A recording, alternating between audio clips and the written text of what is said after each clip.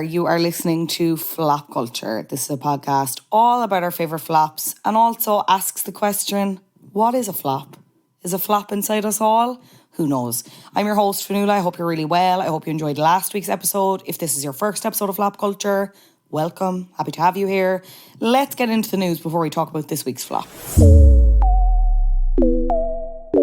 Travis Kelce, he's coming for Hollywood, guys. He has just announced a role in Ryan Murphy's new FX horror series, Grotesquerie. He's going to star alongside our fave, our Scream Queen's fave, Niecy Nash-Betts.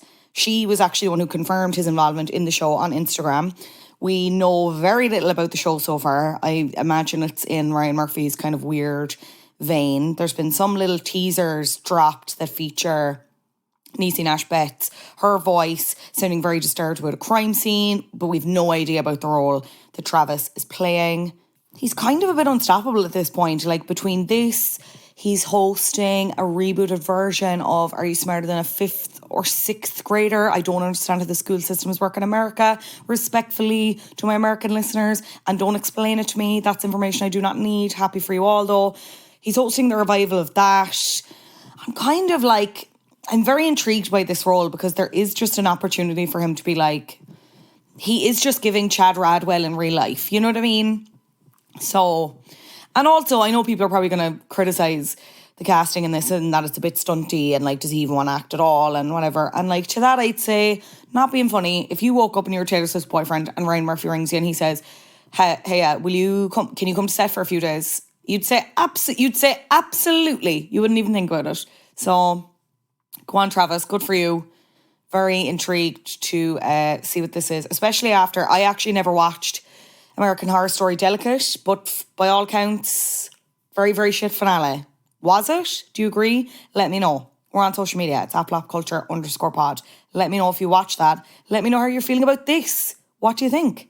There can only be one segue from Travis Kelce, and that is back to Taylor Swift for this week's flop. Taylor Swift. She is a monolith. She is now monoculture. It seems hard to remember a time when she wasn't omnipresent. But the road she took to get to this place is important as it features her seminal albums Folklore and Evermore. With the pandemic as their backdrop, the albums marked another genre leap for Swift, from pop to more folk stylings, opening up Swift to an audience that might have previously sneered at her pop flourishes. Commercially, however, they are now two of her worst-selling albums, with her re-recorded albums outselling these original works. Joining me to discuss Folklore and Evermore is author and fandom expert Kat McKenna. Enjoy! Kat McKenna, you are so welcome to Flop Culture. How are you? I'm very well. How are you doing? I'm great. I'm really excited for this episode as a Taylor fan, as a fan of these two particular pieces of work. Tell the listeners, what did you choose as your flop this week? I have chosen, it feels unbelievable to put Taylor Swift in any flop conversation, but I have chosen Folklore and Evermore as my subject. Yes, and we'll obviously talk about it a little bit later on because, again, every time I do this podcast and I pick something that isn't maybe what we quote unquote associate with the word flop, people get annoyed and people get defensive. And I love that. I love that conversation. I already know people are going to see the title of this and be like, how dare you, Evermore, Folklore forever.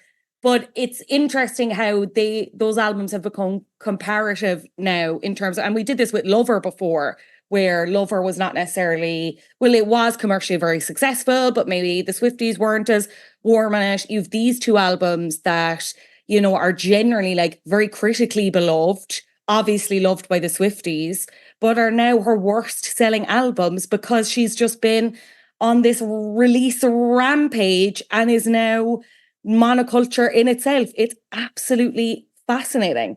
Can you talk to me a little bit about what these albums are about, kind of broadly?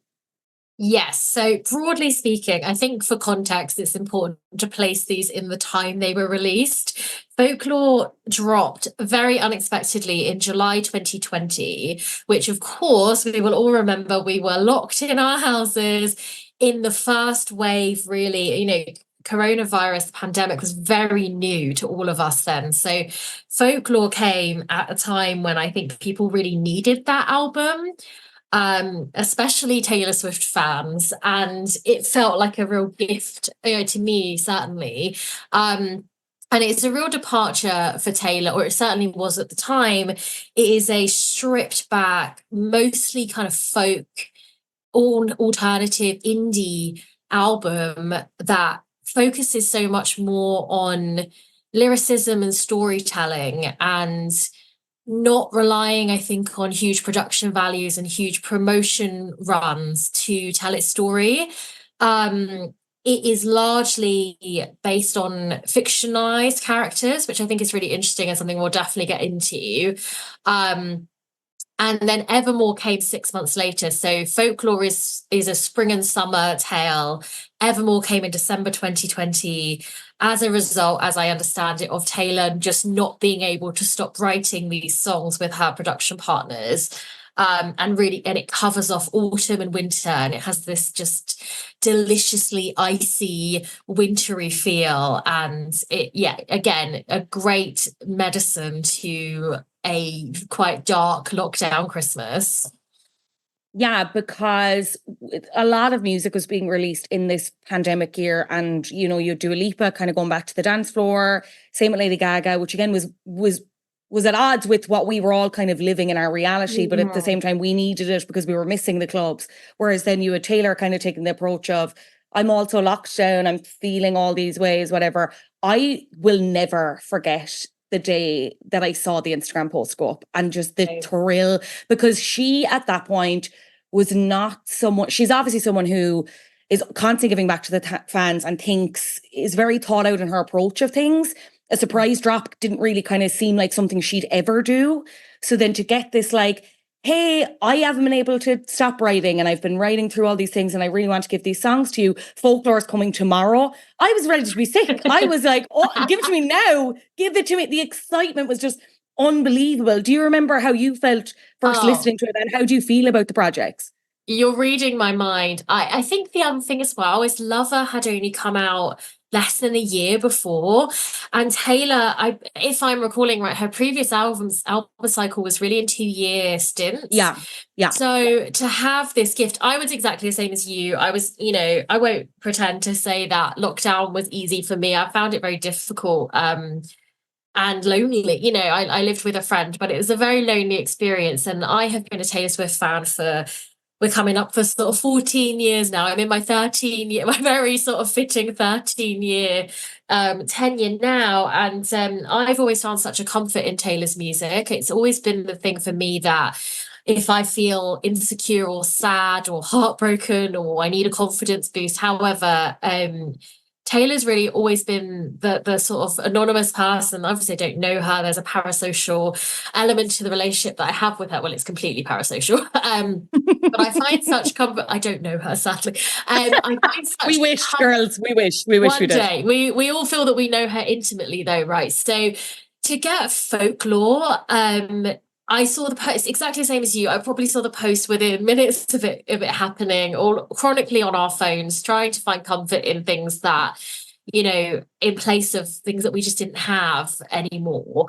And I just so vividly remember when the album dropped, being in my room and putting my headphones in, and the one, the piano introduction of the one coming on, and I was like, oh, this is something different. And I am such a general music lover. I love all kinds of music. I love indie music and folk music. And to see her turn her hand to it was so exciting and quite a thrill, and also very emotional. I think that a lot of us, herself, probably her included, got a lot of the emotions that we'd felt and are very difficult to express. The pandemic feels such a long time ago now, but bringing yourself back into that moment and that experience, we were just all on our knees trying to figure out how we were feeling. So to have this outlet for it, it's just a joy in a way. And to experience an album, it's not often in life that you can sit and just say, I have nothing to do So I'm going to go for an hour-long government-mandated walk and consume this album in this way. And I do think with Taylor, this is really the first time that people started to do that. It's quite a ritual now for me as well, in fact. But yeah, it was just such a sort of a delicious misery. That's a great description. I actually do think it's good if we look back as well before we even get into folklore. And you mentioned Lover there having come 11 months prior. A bit of a weird album in the sense that it was her first album kind of post Reputation and post kind of retreating from public life. So she was doing more interviews. The singles were a lot more, we'll say, like bombastic and public facing, but it was an album that kind of very much divided critics and Swifties. I think that's a lot to do with maybe the single choices and stuff. How did you feel about Lover and kind of leaving that Lover era going into this? Like, were you satisfied or were you a bit like, yeah, like grand, but like excited for the next one? We'll see how you get on with the next album. I've read such an interesting comment about Lover, and I wish I could credit this person. I feel like it was probably a TikTok comment because that is where I get all my journalism from now. Same. They described Lover as being Taylor's most anxious album and an incredibly self-conscious album. And I have never been able to forget that comment because I think it's absolutely on the money. I like Lover. I liked the Lover era for what it gave. You're right. Taylor went from this.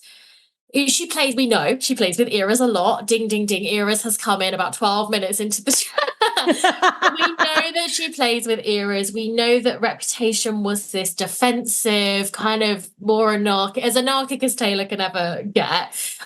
She's such a likable kind of character that it's always feels a little bit like she's putting on a costume, right? Lover was this era that was fun and pastel and rainbow, and it felt that she was leaning more into a political environment that she had not really stepped into before. So I will always have great admiration for that time period for that purpose. But Lover isn't a standout for me musically. You're right, it's very focused on chart success. I think it's very, when you look at the song Lover, you know that she's heard Thinking Out Loud by Ed Sheeran and went, I want a wedding song. I want a song that everyone's going to play at their wedding. And that's about to people, but it's not her best work, is my personal opinion. And I think she probably would agree. So when we got Folklore, they are night and day, aren't they? If you think of the rainbows and the pastels and the unicorns and the Brendan Urie's of Lover, and then you take this Folklore in grayscale and the National and Woods, it couldn't get more different. So I was delighted, quite frankly. I was so elated to hear her doing something different. And to put this in a very personal smug sort of context, I think up until this point I had been, hanging on for dear life as a public Taylor Swift fan and really fighting for, my place and, to make sure that people knew that I loved this extremely talented artist. It wasn't just about sharing a love of red lipstick or, wanting my future wedding song. I think she's so gifted, and Folklore, it's like evidence. I was like, here you go, everyone. Here she is. Here's Taylor. This is the one I know, and this is what I know she can do. So I was just delighted to have it, and still am. I hold it so dear to my heart. Do you think that was part of her motivation then with both Folklore and Evermore? Was it a bit of, like, I do believe she's someone who's like constantly ferociously writing, and these albums are a result of that practice. But do you think it was also like, okay, I need to try something different? Do you think she was deliberately trying to challenge both herself artistically and also maybe a little bit of the audience and the wider public still, to be like, okay, so you think I can only do pop or whatever, but best believe I was previously a country gal. I can kind of do everything. So like, take this. I'm going to call up Aaron Dessner and we're going to create two of the best albums ever. Like, watch me. I can do it. I actually think this, focusing on Folklore, because of course it was the first one that came. Yeah. I think this is the first time she didn't do that. I think it's the first time she wasn't in her head about what an audience would want to receive. And And the sales, the flop, kind of backs that up, right? I think and there's I watched an interview recently with, refreshing my memory on her kind of public information that she shared about writing this album, and she says there's an element of her pushing herself for sure and trying to do something and changing the way that she creates music and the way that she thinks about storytelling and writing and who she works with and who she collaborates with. But I think these albums are so unself-conscious that actually it feels that she just had to do it. And that reading upon it, Taylor has spoken about how she was reading a lot of literature. She was reading more books than she'd ever read before. And it was taking her to places of creativity that she hadn't reached before. And ultimately, she had the time to sit down. And I think the fact that this album was written in months and was a clear outpouring of creativity, I think the other thing that's really important to acknowledge is that she knew she would not be touring this album at that time. So she didn't have to think about stage production and presence and how these albums would sit in front of a stage who are used to You Need to Calm Down and The Man and Love Story. So I actually think these albums are an expression of freedom from her having to please an audience. And I'm sure the expense of film recording them was cheaper because she did it at home. So I love that. And I think that's why they are two standout albums. I'm just looking at the track list of Folklore here, and I mean, just the absolute like home runs, even in terms of like My Tears Ricochet into Mirrorball, into Seven, into August. I mean, that's 4 perfect tracks right there. You know what I mean? And like, look, she still is working with Jack Antonoff, who I know is getting kind of heat recently about their production partnership and whether maybe that's kind of come to an end. But like, you're seeing this work on this record alongside Aaron Dessner and Swift's then boyfriend, Joe Alwyn, the William Bowery of it all, shall we say? William Bowery, Big Bill Bowery. It's just, and I had a really similar experience to you in hearing those kind of opening piano chords of the one and being like, you're just immediately kind of swept up into this world. And I suppose what's significant about this particular record before we move on to Evermore, although Evermore does carry it over as well to a certain extent, this record, she kind of said and put forward that it wasn't necessarily very autobiographical. Like these songs were pure works of fiction written from the perspective of other people, like entirely fictionalized, whatever. And I think that really, we can debate later on about whether we think that's true or not. But I think even that kind of party line helped that album because, as you said, it brought these, as well as the Aaron Dessner of it all, bringing in like the sad dads who listen to the National. You have everyone coming along, as you said, kind of the naysayers when you were trying to stand there, be like, she's an unbelievably gifted songwriter. Maybe you just don't like how it's packaged. Maybe you don't like pop. That's fine. But like, listen to this. Like, she can do it and you'll never take that away from her. Absolutely. And it's interesting now to see that Folklore is often a entry point for the people now who as famous, and I keep saying as I'm talking about my book and as I'm talking to people about Taylor so much more now, I keep having to remind people, or perhaps feeling the need to remind people, that Taylor Swift is so stratospherically famous now. And even 3 years ago, that was not the case. Folklore, she is famous. She's a famous pop star. But you could move without bumping into her, bumping into a conversation about her, which isn't the case now. And I think there's a lot of people now who are ready to be persuaded. And us Swifties are armed with Folklore and Evermore to say, well, these are your entry points because actually these are truly her finest work, but also the simplest expression of what she is able to do with music and with lyrics in particular.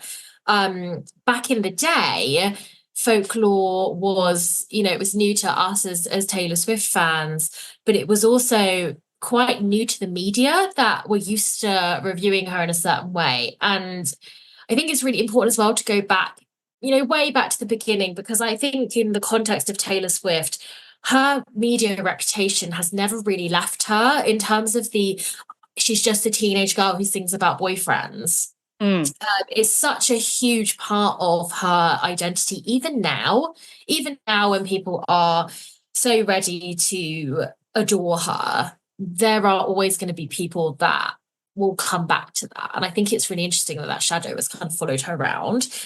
With folklore, for her to be able to at least place this under the narrative of these are fictionalized stories and they're not about my life, I just think that made everyone instantly think different about it. And it's so fascinating to me to look at the critical reception to these albums and how completely able these journalists were to take the work for what it was and not get caught up in the Tom Hiddleston or Joe Alwyn or Calvin Harris or whoever with, the thing that always follows her, because that's what she chooses to write about. And I think that framing of these albums gave her freedom, but it also gave reviewers freedom to take it seriously. And I mean, I love that about them. And I'm grateful to these two albums that we're able to place Taylor Swift slightly differently now. I think because of them. Let's talk favorite moments, favorite tracks. I do think for me with folklore, I think folklore is the better of the two in terms of cohesion, just like a standalone body of work. But Evermore, which I know we'll talk about in a second, I think I prefer like individual songs on Evermore, but we'll get to it. In terms of me for folklore, I love Mirrorball, I love Seven, love you to the moon and to Saturn. Like it's just the vocals and the kind of melodies and rhythms I think are really interesting. I love August, obviously. I love The One. Exile, an incredible collaboration, especially coming at this point when she hadn't really massively collaborated with people, or when she had, it was like Me, which we've talked about that already, girls. Go listen to the longer episode if you want to hear us talk about. We'll move on. I mean, the invisible string of it all. Oh, just so good. What are your faves on this? Them all. All the songs, basically. It's hard to. I agree. Folklore is a home run of an album. For me, it's as close to a perfect album as I think you. Well, I mean, some people might not agree, but it's as close to a perfect album as I think you can get, certainly for Taylor Swift. Somebody very recently made me, and I say made because I didn't enjoy it, do a 22-track greatest hits of Taylor Swift if I had to choose. And I'm still not entirely happy with my selection, but obviously Folklore and Evermore featured as heavily as I could let them. My highlights are, I think Cardigan is a song that just breaks me in two. The line, you drew stars around my scars. Oh my God. Like, the first time I heard that line, I feel like I trauma bonded with that song from just that line. It's just a work of artistic genius. And Cardigan is, I think, probably one of the darker tracks on Folklore. And it's so evocative, even from the first kind of cobblestones, that you hear kind of, it's not cobblestones you hear, it's footsteps on cobblestones that you hear, the kind of rushing, in the introduction. It's a beautiful piece of work. And I think that will always exist really high at the top for me with Folklore. I similarly love Mirrorball. I've never been a natural. All I do is try. Life motto takes me through the days. But I have a really soft spot for Peace. I think the song Peace is such a beautiful and underrated song. And I think, and I'm sure people will correct me if I'm wrong, that it's one of the first times you hear Taylor being really self-conscious about who she is to the world and who she's become. And this kind of notion that, can I ever, as I am now, and as I experience the world, and as the world brings me the things that it brings me, can I ever bring you a true sense of peace? And I think it's just such an honest piece of music. It's her, pontificating over, I'm in a serious relationship, or my longest relationship, and I want to protect you from my world. And can I do that? And if I can't do that, can that be enough for you? It's so, I mean, how can you pack that into 4 minutes and make it so expressive? And again, it's never just about the lyrics. It's always about the sense of the way that she transports you with the production of her music as well, that they are complete pictures. So If I had to choose, those are my three folklore choices. But as same as you, I could sit there and say, well, but this lyric from the one and this moment in Seven, and I love that Seven means different things to different people, and they're beautifully evocative stories told, but everyone can still put their own stamp onto pretty much all of those songs, which is also a gift. It's a very self-aware record from Taylor, isn't it? She's kind of, that's what I love about it. It's one of the first times she challenges herself and says, like, am I perfect? There's a line, it's in Peace, sorry, my beloved Peace. And she says, your integrity makes me feel small. Things like that. Yeah, Yes, and you don't always pull these individual lines out. Obviously, in the wake of many recent news stories about Taylor, about her personal life, you travel back to these songs to try and get a better sense of who she is or who she was at certain points. Of course, we will do this. We will have this parasocial relationship with Taylor Swift's romantic life. We have to confess that. But that line is it sort of passes you by, I think, on a couple of listens, but then when you really zero into what she's saying there, and I think she's allowing herself. That's what I mean about these freedom of these albums, where she's not kind of stuck in the idea of how this is going to play on Radio 1 or how this is going to track to an audience. She's speaking as much to herself as she is to us. Can you explain the love triangle and folklore for anyone who's not familiar? Like, what is it? I'd love to. I found this so fun again when this album came out. So Kat has joined the conversation. Of course, Perfect. Wouldn't be a Taylor Swift podcast without one. The love triangle is there are three songs on the album: Cardigan, August, and Betty. And they are grounded in a imagined teen love triangle between James, Betty, and Augustine. James and Betty, the central original relationship. The song Cardigan is from Betty's perspective, and Betty is from James's perspective. James has a summer affair with Augustine, and these three songs kind of track the three characters and their emotional response to that, and it kind of gives you a hint to how those relationships end up. I would like to say as well that one of the things I love about this trilogy of songs is that it is a progression again for Taylor in terms of moving on from just thinking about the other woman and the role they play as a danger to her. Yeah, that's really interesting. You get the perspective of Augustine as well, who is this girl who just loved a boy too and wanted to feel seen and loved and, adored for a summer. And that is something, again, that I don't think Taylor had consciously done before. She may have already thought it in her personal life and had room for what it means to be the third person in a love triangle, but she certainly hadn't expressed it in music. And I think we're a long way from, Better Than Revenge and the she's not a saint and she's not what you think, she's an actress. It's suddenly like, actually, what would it be like to be that person? And to give it three songs is it's just masterful, isn't it?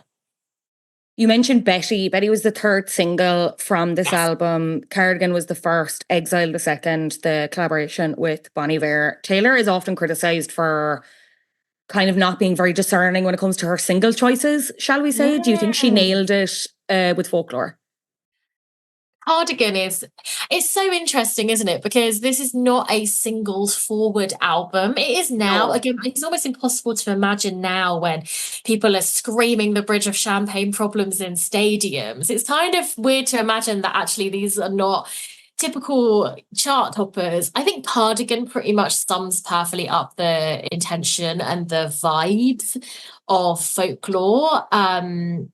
What did you say the others? Exile and Betty? Exile and Betty, were the three singles off this album. But again, it's kind of funny because this album, even though they're the quote-unquote official singles, this album kind of exists without, like, obviously Cardigan, but beyond that, I think people would kind of forget that there were two other singles because it was an album that didn't need singles, shall we say, in comparison to because of the time that it came out in comparison to the likes of a Lover, shall we say? You know what I mean? Like I think people forget that there were singles from this. Like I think Cardigan was a good strong choice. Exile, I think, works. I don't love Betty. That might be an unpopular opinion. I just think I like the storytelling, but like she's just a little bit too country for me, but I get it. I'm happy for you all. Yeah, I hear you. I think the one would have been a good option, but I kind of appreciate that she didn't go with that because it's nearly too obvious. It's a bit of a red herring in that way. What do you think? I think Invisible String would have been a great single. Exile, I would imagine the motivation for that is the Bon Iver feature. Yeah. And again, I think it's important, again, in context to say this is the first time that Taylor worked with Aaron Dessner. And it was quite new. And I'm a huge The National fan as well. So I was so excited to read that he was involved. And just taking me back to that 2020 of like a spark of joy amongst the misery. So I think for her to be able to say, actually, this album is so that's being funny. This album is so credible that Bon Iver is featured. So I can imagine why that would have been a single choice. And then Betty, you're right. Betty's probably the closest you get to a good pop track. I'm actually really surprised August wasn't the single. I think I had assumed it was. Yeah, actually, August would have been a great second single.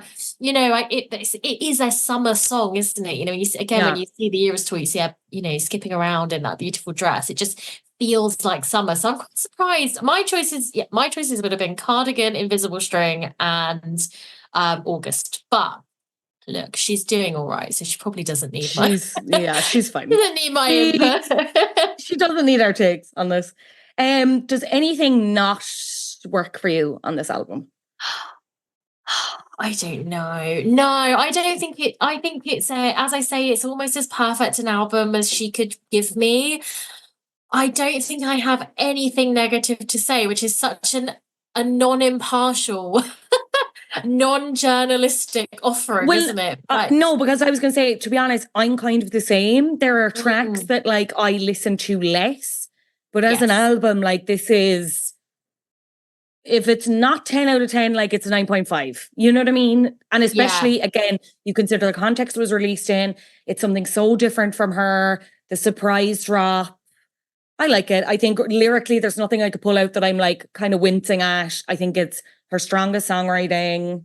Yeah, folklore forever, in my opinion. If I were to have to pick at it, I would probably say, although The Last Great American Dynasty is a classic Taylor Swift song, and I love that it sort of carries on a long tradition of her daydreaming about, real women and the lives that they had, it could almost be too cheerful for folklore. But I understand that it has a place at the table, and it is also a beloved of many people. I have already earmarked it as my bathroom break for the Eras tour. I went to see the movie and I was like, okay, this is as long as I can go. This feels like great timing to take a And then we come to Evermore, which came out December that year, the second companion part to Folklore. How did you react to that? And again, what do you think Taylor's motivation was there? Was it just a case of, I have all these? Do you reckon it was always in the plan, I suppose, is what I'm trying to ask? Was this always meant to be two companion albums, or was it just kind of like a happy accident? It's so difficult with Taylor because she is truly a mastermind, and she's very good at planning ahead. I wonder if there was a feeling of, let's write more songs in case this does well. Again, the kind of pitch was, oh God, we just couldn't stop writing. And I would tend to believe that, like I said, because I think the creative output of these two albums is so unselfconscious, and it's so clearly about, the people involved in creating these albums obviously love doing it. So I tend to believe it, but I think the thing I find the most satisfying to imagine is this spring, summer, autumn, winter collection, and that she could create this partner album because of how well received Folklore was. I'm sure that gave her a huge amount of confidence. So we will never know if that was a driver for her to sit back down and record 12 more songs, or it's more, isn't it, than 12? 15 on the standard, and then obviously we have, the Right Where You Left Me, which, my God, we will get to, but yeah. I'm glad you brought that up. It's what a song. But I think it makes sense to me that perhaps she had a pause and then she thought, right, let's invoke witchy Taylor Swift, winter. I am not a music production expert by any means, so for me to hear an album that sounds so perfectly like winter is amazing to my ears, because it really does achieve that goal, doesn't it? Yeah, 100%. Like, Tis the Damn Season is one of my fave songs on this album, and it's so late autumn, early winter, crisp. And I love when you have that texture kind of feeling in a song that you can put it to a time and a place. Like, I love making playlists that are like, these songs sound like winter, don't make me explain it to you. But these are obviously way more obvious and way more literal. But it's just the guitar lines at the start of Tis the Damn Season, I'm like, oh, it's like the Spotify daily suggested playlists of like sad poet winter girl. Yeah, and you think, how do you know me so well, Spotify? Because it knows more about my mood than probably anyone I actually speak to based on the music that I listen to. But you're absolutely right. And, walking around, I have such strong memories of walking around my local park in December and it being cold, and I was running a lot in lockdown and running around listening to Gold Rush when the autumn leaves were golden and red, and it was freezing cold, and it's another perfect delivery of comfort. And I wonder if she saw that too, that she saw that, I'm sure creating these albums gave her a lot of comfort in lockdown. And I do wonder if she saw that folklore gave such a huge amount of escapism to a lot of people who were trapped quite literally in their houses and felt buoyed to continue. I'm just looking at all the tracks again, and I'm just so many bangers. And so there's more skips for me on Evermore, but I think that when I think about how I listen to this album, perhaps it's more in individual tracks that I will think I need to listen to Ivy, and that will get a single play. Folklore is hard for me to not play all the way through. So maybe that's how I see this differently, that it's more about just having a truly feminine urge to listen to Champagne Problems on a Sunday evening, rather than play it all the way through. Just to go back to what we were saying about like whether we believed this was a thing of, I was just writing so much, here you go.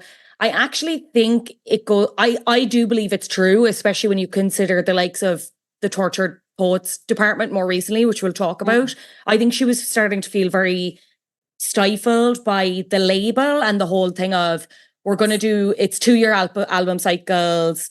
I wonder, did that come into play with regards to some of the single choices, where it was obviously very much like, as you said, there's a thought process and a chasing of commerciality and success. And I don't say that as a critique. I just say that like as a fact. Obviously, when you're an artist and an artist at her level, you want to go to number one. You want to make money from your art as well. I appreciate that. So I think this is a mold that she actually prefers to work in. I think she's very much like, I don't think she likes to let a lot of space kind of form in the time of her writing a song and it becoming public and like her sharing it with people. I don't think she likes to sit on songs for a very long time. And I think the Vault, the re-record project and what we've seen with the Vault songs, I think has kind of allowed, and the success she's gotten from that and the reception she's gotten from that has allowed her to be like, okay, there is an audience of people are receptive to this. So like, I don't have to sit on these songs anymore. I'll just release them all in this kind of dated up fashion and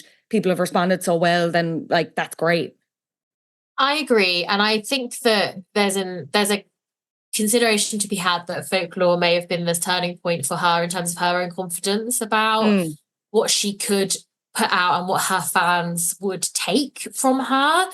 It's interesting, again, because now she seems like such a confident artist and that she's very much pulling the strings. And we know that she has always had huge creative involvement in her brand and what she delivers to her audience and how she grows that audience. I think what creates a standout for these two albums, as we know, the worst sellers on her back catalogue are that she realized that she could do different things, that the audience would take that she didn't need to wear a fully rainbow sequined fringed jacket at every occasion, and you know that the audience would accept her as she delivers herself.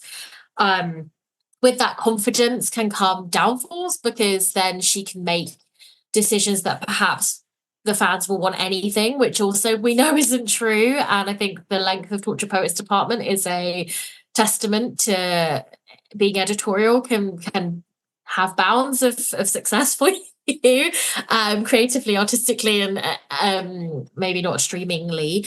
But these two albums, I suspect with Evermore coming so quickly, she may have known as well, look, the pandemic could end any minute, lockdown could end, we could all go back to our normal lives, and I'm going to need to start putting out radio hits again. So let's do this second companion album and see them as a complete set.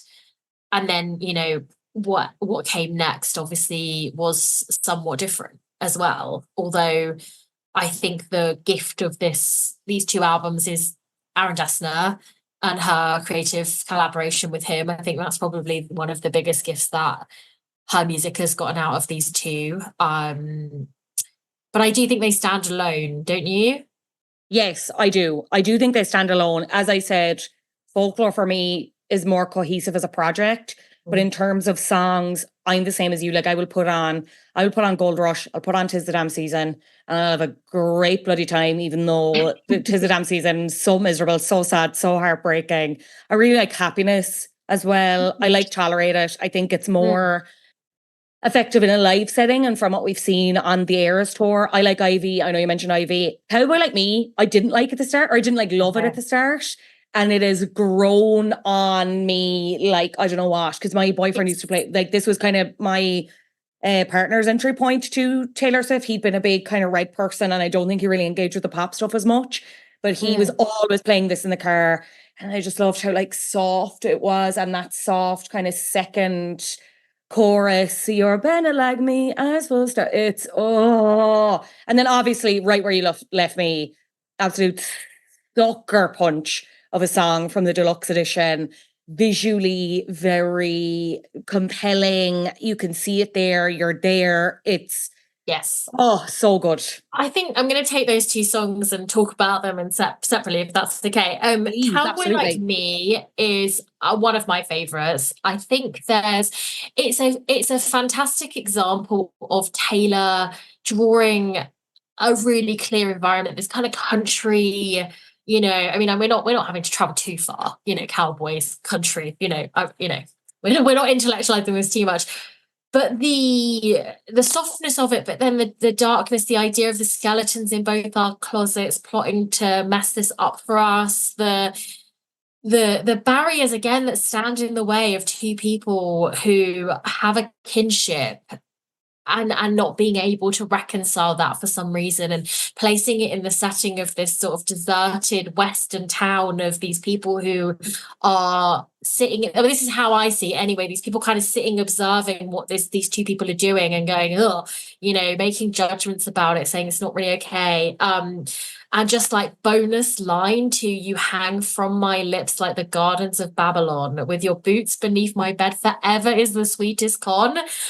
That is heart-wrenching to kind of, forever is the sweetest con. Is that not the most sad thing you've ever heard? That So sad. And I such a beauty. Yeah, I'm such a lyrics girl, so I will often forgive a song some of its sort of I don't know, production lessness for a lyric like that. And then Right Where You Left Me, I will confess something. I didn't not even listen to that song until about 2 years ago. I had somehow missed it. It's a bonus track. I had and I thought, why did I start getting all hyped up about it? I think I had, you know, people started talking about it for some reason. And it is so verbose. It sits pretty close to Torture Poets Department in its sense of extreme wordiness.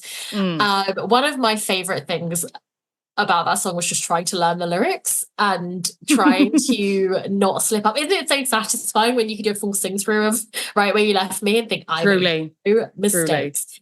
it's just, yeah, it's just the perfect example again of storytelling. There's intrigue there. It hints to something that Taylor is speaking about personally, but we don't know what it is. Maybe we do now, who knows? But it just hints at this kind of secret experience that she had that is still so closely burned in her mind that she can see the tablecloth and the setting that she was in when whatever it was that happened to her.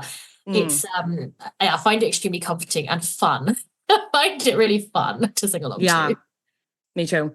Singles again here, interesting. You have Willow, which I think was like an obvious choice. And I love the whole thing of she released like 45 remixes of it, including one with Elvira, which I'm going to be honest, I know people take the piss out of that, but the Elvira remix slaps. I don't care what anyone says.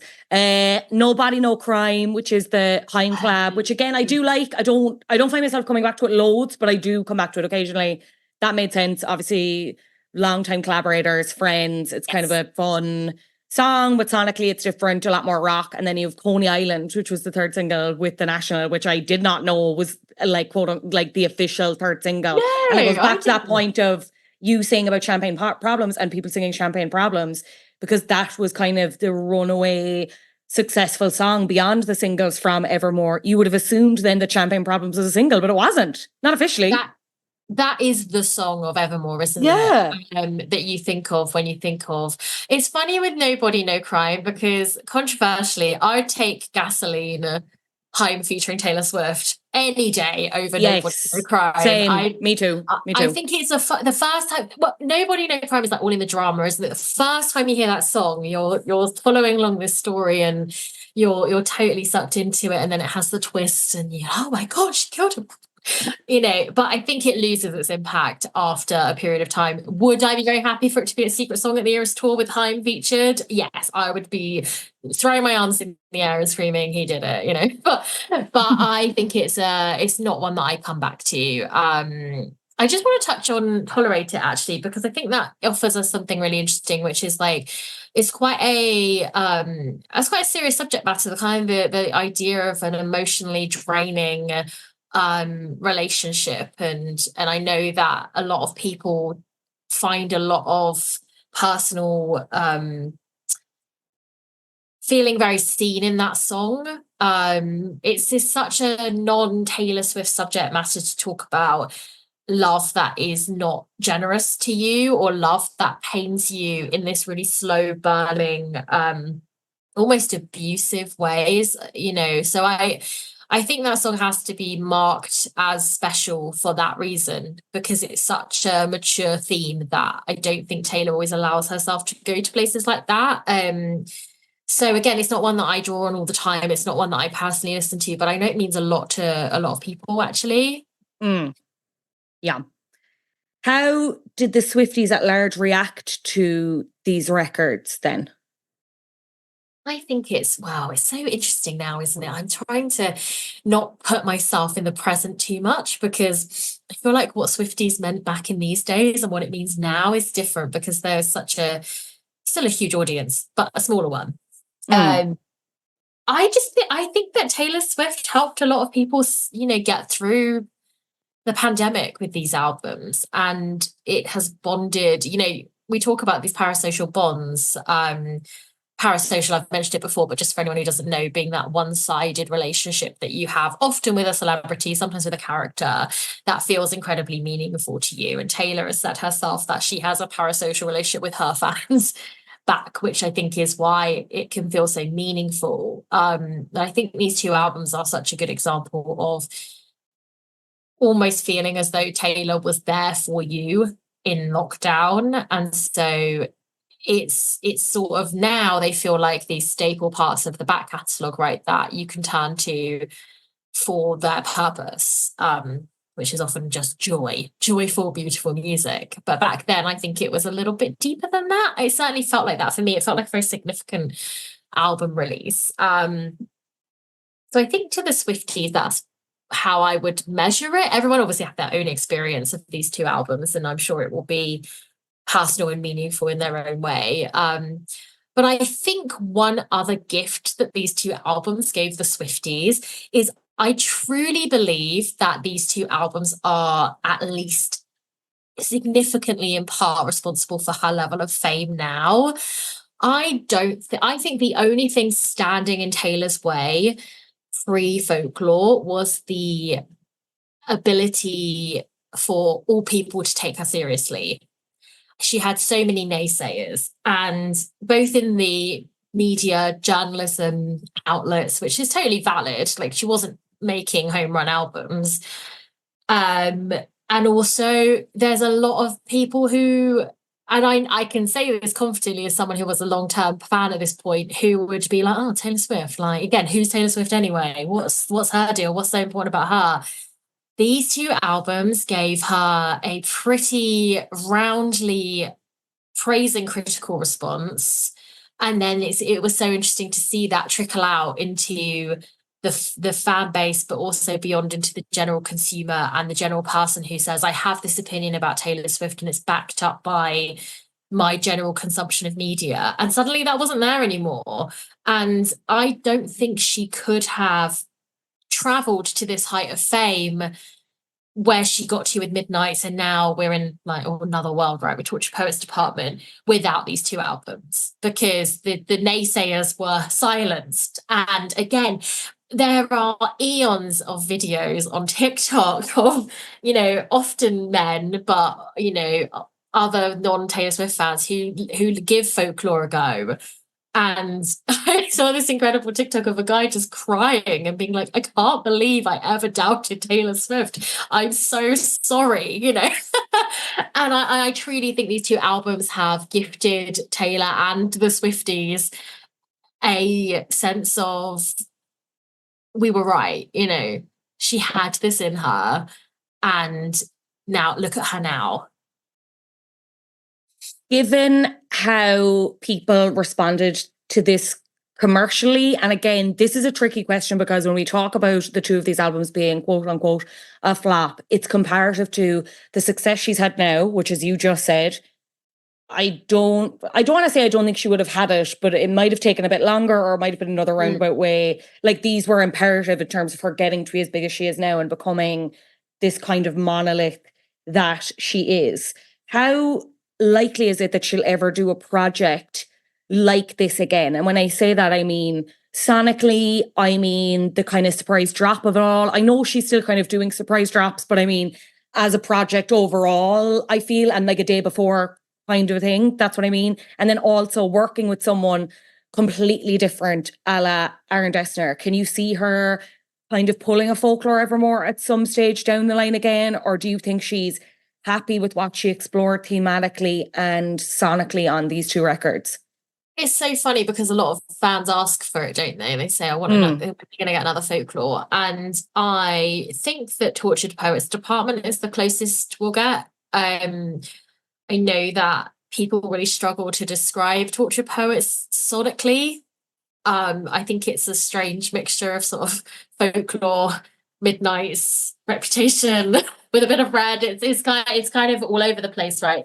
But certainly lyrically and confessionally, I think that's as close as we'll get. I don't imagine, personally, as a Taylor Swift anthropologist, I don't imagine us getting another album exactly like these. I think surprise drops just aren't possible at the scale she's at now. I don't think the record printers can get them off the run quick enough. And I think she's clearly exploring new facets of her musical capability all the time. I can't see it happening, but I think, and also I do ask myself if we would ever have anything that would measure up, because the nature of these being so successful, right, was the setting, the circumstances, the surprise of them, the flip of genre. So I feel sad as I'm saying this, but I think it's important to make our peace with the fact that we have these two incredible pieces of music that have allowed her to be braver and bolder and to open herself up to collaborations that we might have never thought that she would. Going back to your point earlier about Jack Antonoff, I think that there has been criticism of this sound on this new album, but I actually think that a role he plays is how safe that she feels with him in the studio, and I don't think we would necessarily get that sense of Taylor really giving us everything she has with a different production team. I'd love to see her work with some other people. I think she could absolutely smash, through working with different artists and different producers. She may do, but I think she's got herself her team that make her feel safe and support her ambition in terms of music creation and obviously the wider picture. So I don't see them going anywhere. And I also think it's really easy for us to say, oh, it just sounds like the same synths. But again, as somebody who's not a production expert, I think we're probably underselling it, maybe. You mentioned the Torture Poets Department and it becoming this like amalgamation of past eras, past albums. Has the Torture Poets Department changed your view of these two records in particular? Because Torture Poets Department, needless to say, like we talked about on Patreon, it's an album that's so informed by public narrative, needless to say.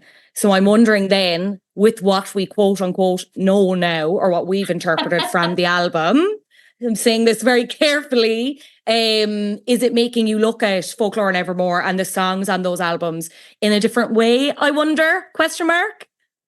I think that what is so fascinating about Torture Poets Department is it tells us something that, well, firstly, it tells us that Taylor Swift can keep a secret, and by secret I mean a decade-long longing for somebody that is explored at length in the Torture Poets Department, and it is an incredibly special album in that regard. I think that it very clearly hints back to her back catalogue and looking at it differently. And there are very specific song titles dropped into songs that we know are about a different muse than we may have suspected. And, there's a lyric in Sophia or Sam or I never get Chloe or Marcus. Chloe or Marcus. That points at Maroon. Enter Minds Blowing. So I do tend to think that looking at Folklore and Evermore, and I don't ever want to undermine the work Taylor Swift has done because I do still think that they stand in these creative landscapes of storytelling and creating characters and, creating that sense of escapism in places that none of us have been before. I do now think that there are songs that perhaps have a secret wrapped up within them. And I hope you don't mind me bringing this up, but I find it really fascinating that the kind of Gaylor community always knew that there was something within these songs that was hidden and that there was something that we didn't know. And now I think it's like, now we kind of know. And to think that there's a different motivation for Taylor or something that's always been on her mind that has made its way into these songs it's so fascinating to me to look back and to do that. And I know we talk a lot, right, about paternity testing Taylor Swift songs and how we shouldn't do that. And I agree with that on principle, but I think it's just I actually think it's just another testament to her artistry to say, oh, we can look at the one now and see that is a song full of regret for somebody that could have been. And now maybe we know who that could have been is, maybe we don't. maybe there's more that we don't know. And it's, again, the last thing I'll say is on this is that it's just always a testament to how we don't always know a celebrity, even someone like Taylor Swift, who we know very intimately through her lyrics. There's always the possibility that there's something there that we didn't know. And I think it makes it even more important to scale back the paternity testing, I think. Is that what really matters? Yeah. Or is it how she's feeling and what she's sharing with her audience? Yeah.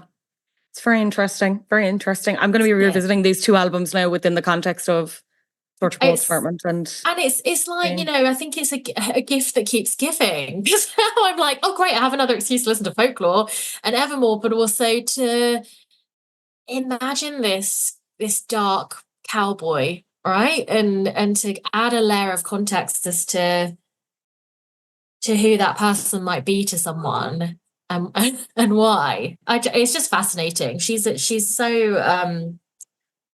gifted, isn't she? It's a basic statement, but she is. Yeah, she is. Pretty talented. I'm not sure if you've seen the Eras tour live or if you're planning on going. I know you said you've watched. I have also watched it. I have not seen it live. I do want a ticket. If anyone is selling, I am not above asking, as I will continue to ask. How do you find the folklore evermore sections within the Eras tour? Oh, it's so interesting because, again, I think that she never intended to tour them. And before I forget to say, I think part of the reason that Tortured Poets Department has come out now is because it means it can have a small like chunk of the Eras tour, but it doesn't have a whole touring commitment, which I don't. Again, I think I just can't imagine it having this whole touring production. So I think it's a really intelligent move on her part. In terms of folklore and evermore, I love the whimsy of it, and the cabin in the woods and the flowy dresses, and she and her team have managed incredibly well to really bring the feeling of those albums to life on stage. I do think that there are elements that are slower, obviously it goes without saying, and could probably be cut or trimmed back. I suspect we might see that if we are getting Torture Poets Department in the Europe run, but who doesn't want to watch Taylor Swift in a cabin, on stage, floating around? And, the production in particular of My Tears Ricochet with the black hoods and it's just beautiful, isn't it? So good. She's made it as good as it could have been, and not every artist could achieve that, I think. Yeah. Let's talk about your book. Let's talk about Look What You Made Me Do. What is it about? What motivated you to write it? Tell the people.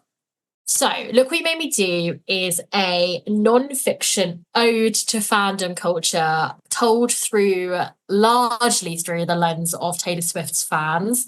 I have either been participant in or worked in and around fandoms for 20 years. I was in, Harry Potter fan fiction territory when I was a teenager. It's a big Buffy, fandom participant, and then found myself in a job where actually thinking every day about what motivates fans, what motivates young people to connect with things and people and stories, just has taken me on this, this long career journey of getting to this point of this book, which I conceived, I suppose you might say, last May. So it's been a very quick inspired piece of work, just like folklore. I had COVID. Funny enough, I came back from holiday, I had COVID, and I was therefore trapped in my house, slightly feverish. And to add to the delirium, it was right around the time of the This Song Is About You on stage. And the brief Matty Healy relationship, and the response of the fan base was like nothing I had ever seen before. And I think the very quick generation of new Taylor Swift fans and what the Eras tour was doing for that, I really saw that there was something happening in a fandom that I'd just never seen before. And I thought, there's a book here. There's so much more to be said. This isn't just a TikTok video. This isn't just a blog post. There is so much here to inspire us to think about fandom culture through what is happening in Taylor Swift's fandom, especially because of how passionate and dedicated her fans are. And then the other part of that was really that I just felt that fandom for the first time was being taken more seriously by the media. I'd seen the word parasocial relationship doing the rounds a lot. And when I was in fandoms as a young person, it was a deep and closely held secret. It was very embarrassing to confess that to anyone that I would have, written those kinds of things with a group of people online that I didn't know. But it's so accepted now. So it's an amalgamation of all of those things, and it's been so special to create a piece of work that reminds and hopefully reassures young people that to love something passionately is a joy, and to embrace that and hold on to it, because you do get to a point in life where you can't dedicate all your time to fandom ventures, but it always stays with you. And I firmly believe that online relationships and parasocial connections can make you who you are. They have done for me. So that is the book in a nutshell. It's my fandom life in 300 pages, plus a lot of fun for Taylor Swift fans, hopefully. It's so timely and I can't wait to get my hands on my copy. I'm very, very excited, and I'm very grateful to you for speaking to me this week on all things Taylor. Enjoy. Where else can people find you if they would like to? You can find me on Instagram and X, formerly known as Twitter, Kat McKenna _. And I also on TikTok. I periodically make videos that don't fit into an Instagram post, often about Taylor Swift. So I'm in all those places, and hopefully we'll be doing some events as well over the summer. So hopefully see some people there. I will leave all of your links in the show notes, as well as a link to the book. Kat McKenna, thank you so much for joining me on Flap Culture. Thank you for having me. What a joy. A huge thanks to Kat for joining me, and a very happy publication day to her, as her book, Look What You Made Me Do, is out now. Wherever you get books, I leave all links to it below. It's a great little read. I'd really recommend it, especially if you're heading to the Eras tour. You have kiddie Swifties who are not into the lore as you are, and you want to get them up to speed. This is their seminal text that they need to read in advance. One thing we didn't touch on, I will say, is how Taylor herself kind of turned Evermore into a flop by how much she kind of publicly shunned it even after its release. Now, I will say it's significant how much it takes up the Eras tour set list, but there seemed to be like a real consensus, and it was more of like an in-joke. Obviously, Taylor Swift has never come out and been like, I hate Evermore, lol. I don't think she hates any of her albums. I think she takes everything she does extremely seriously, including these works, for obvious reasons. I think with Evermore, I'm not sure if she views them as two companion albums, as more so that it was like folklore and then the rest. You know what I mean? Which I don't necessarily think is right based on this conversation I just had with Kat. But it seemed like it didn't get as much of a real life focus and a real life quote unquote era in the real, like, even in terms of the treatment with the singles and how much focus, how much she pushed it on her own social media. I don't know. It's very funny to just view it through. And Swifties, when they're funny and they're not being like the Swifties that are not like, you know, I don't need to tell you, but you know, the Swifties who are making jokes about the fact that Taylor Swift doesn't give a fuck about this album, they've had some funny bars about that, so I'll give them that. We also never talked about the Woodvale conspiracy theories. So Swifties had gleaned from some kind of like these clues that she does in some of the album artworks. There were these very faint words that read Woodvale, like 8 letters, just like Evermore, just like Folklore. So with that, people kind of thought that there might be a third album in this vein to end out a trilogy called Woodvale. And I think there was also some merch attached to it as well. But all rumours, all conspiracy theories. Taylor was on Jimmy Kimmel, I think, promoting Evermore. Maybe it was the week before it came out or the week it came out, and explained that Woodvale was actually a code name for Folklore, and her team left it on the cover by accident. Now, if you were to go onto the Reddit Taylor Swift thread, which I'm not sure that's a place you should stay for very long, I'm here now and I'm a bit afraid. You've people saying nothing Taylor does is an accident. A lot of people pointing to the clues. I think the merch at that time was coming. Again, it was like 3 kind of very specific colours. So, like, who knows? Is there a Woodvale in the vault? I doubt it. I really, like, and sorry, when I say that, there's obviously work she's done with Dessner and the other Jack Antonoff. Can't even remember his name at this point. There's obviously more of that work in the vault.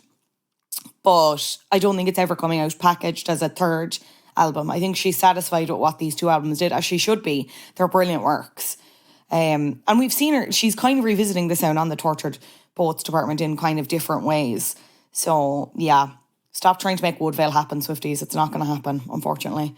Anyway, that's it from us this week. A huge thank you to everyone for listening. Please check us out on social media. We're very close to 2,000 followers on Instagram, so check us out over there. It's @flapculture_pod.